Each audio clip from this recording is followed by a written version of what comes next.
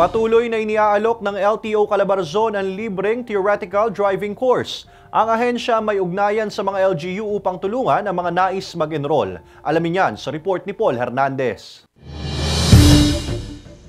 Kung marunong lang daw magmaneho at may lisensya ang 22 anyos na si Kim, hindi na raw niya kakailanganin pang mag-commute. Gusto niya raw bumili ng motorsiklo. Pag single po, singit lang singit sa traffic po, mga gayon po.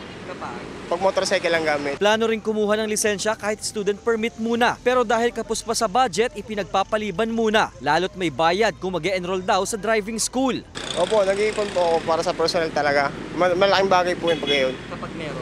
Pag meron sasakyan, sariling sasakyan. Ang Land Transportation Office o LTO, tuloy-tuloy pa rin ang alok na libreng theoretical driving course o TDC para sa gaya ni Kim. 2 araw lang daw ang bubunuin dito. Ang unang araw ay more than theoretical. Sa pangalawang araw ay mabibigyan na sila ng student permit.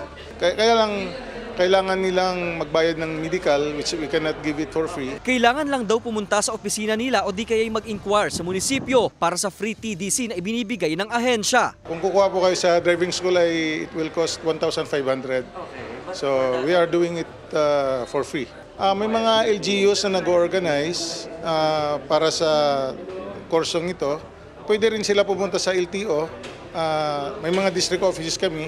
Goal daw nila ang 1 milyong benepisyaryong mapagkakalooban ng free TDC. Samantala, inanunsyo na rin ng LTO Calabarzon na zero backlog ng opisina para sa mga plaka ng mga sasakyan. Wala na raw plaka sa kanilang bodega. Naipamudmod na raw nila ito sa mga auto dealer at sa kanila na raw dapat kuhanin. So we distributed a total of 76,383 plates sa buong Calabarzon in a matter of 2 weeks. Pwede na po ninyong kunin ang inyong mga plates sa mga dealers po ninyo para mapabilis yung distribution. Mas maaga ito sa inaasahang buwan na Hulyo na makamit ang zero backlog. Ibinahagi ang mga bagay na ito sa ginanap na kapihan sa Bagong Pilipinas ng DOTR-attached agencies.